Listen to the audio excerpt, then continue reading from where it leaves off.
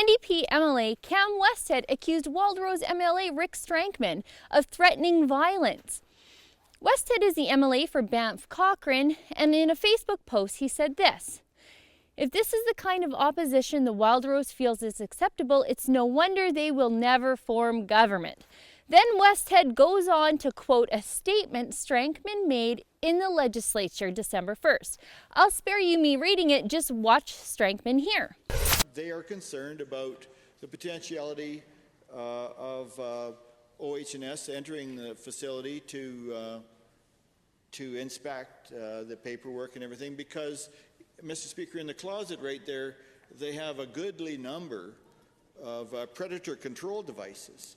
And some of these predator control devices are found in the back of the truck and out in the shop and in the tractor in the springtime when they're calving, because those predator control devices keep the coyotes away from the baby calves, and they keep the varmints controlled, as going forward.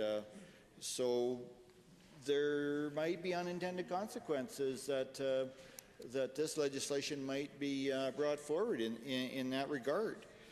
Okay, so I think we all know what Strankman was talking about. He's talking about the implications of having firearms on an OHS-compliant worksite. Firearms and OH-compliant worksites don't mix. It's a legitimate concern for farmers who use firearms for predator control. There were no threats of violence unless you're a coyote or possibly a gopher. Now, Westhead persisted. He thought he really had something good on those redneck farmers now. He took to Twitter this time. He asked Wildrose leader Brian Jean to denounce Strankman for his threats of violence, again against probably gophers. Now let's digest all this. If you don't know who Rick Strankman is, he's a hero in the agricultural community. He went to jail for his act of civil disobedience against the Canadian Wheat Board. He drove a truck of his own wheat to the American border and was arrested under export laws for trying to do exactly what Eastern Canadian farmers had always been able to do, and that's sell his own wheat. He turned himself over to the police. He was never, ever violent. Well, at some point, obviously someone from the NDP probably advised Westhead that parliamentary privilege doesn't apply outside the legislature. So Westhead sent out a mealy-mouthed tweet apologizing for the confusion around Strankman's motives. That confusion was purposefully caused by Westhead himself. Now he's using the typical NDP excuse about miscommunication.